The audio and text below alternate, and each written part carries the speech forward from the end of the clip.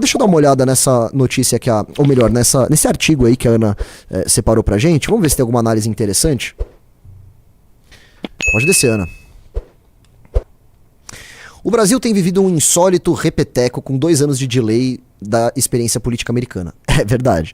Em 2016, Trump é eleito. Em 2018, Bolsonaro. Depois de um mandato polêmico e marcado pela pandemia, Trump perde em 2020. Bolsonaro perde em 22. Inconformada com a derrota, uma turba trumpista invade o Capitólio em 2021. Aqui, uma turba bolsonarista invade os 3 poderes em 2023.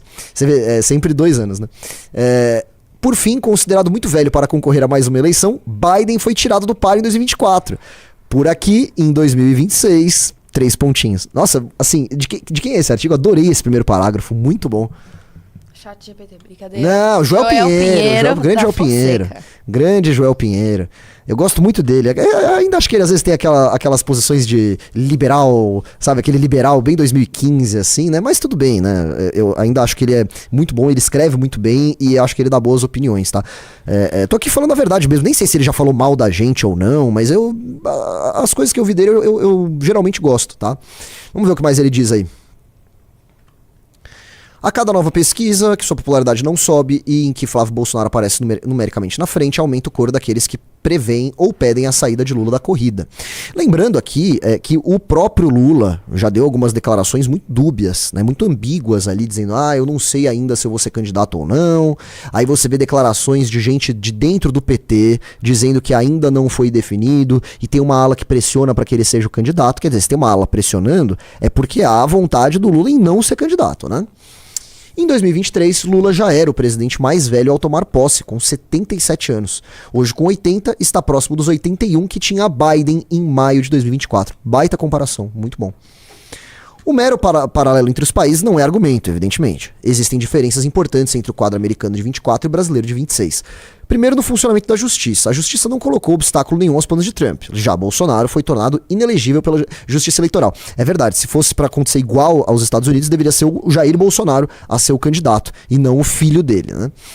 Já Bolsonaro foi tornado inelegível pela Justiça Eleitoral 23 e condenado criminalmente pela STF em 2025. Está preso e não poderá concorrer. Seu filho Flávio é bem menos expressivo que o pai, e sua candidatura ainda não foi devidamente testada. Aí ele disse que o Lula tá bem melhor do que o Biden estava em 24, é verdade. Então agora ele tá falando das diferenças, né?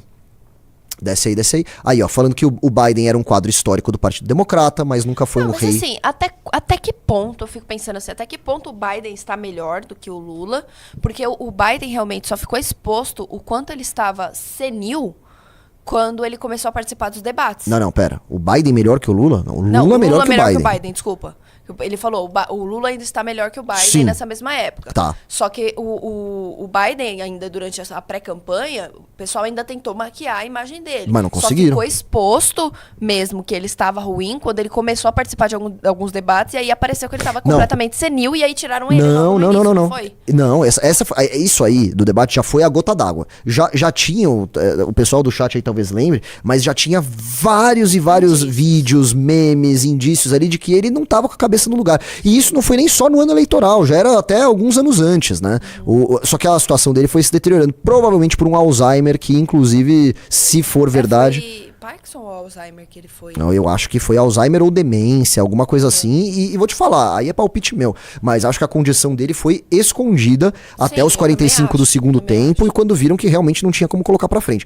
O Lula ainda consegue falar coisa com coisa, nem sempre, né, mas ele não tá nem de longe numa situação mental tão precária quanto a do Biden, não tá com aquela demência completa, né, o Lula, ele ainda consegue levantar, discursar, o Biden era completamente perdido, às vezes ele ia cumprimentar o ar, assim. Você tem razão. Era nesse nível, né, aquele debate foi assim, foi o fim de carreira mesmo.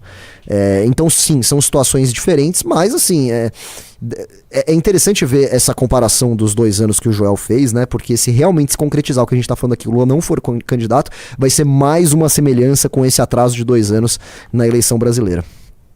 É isso, vamos pra próxima, vai?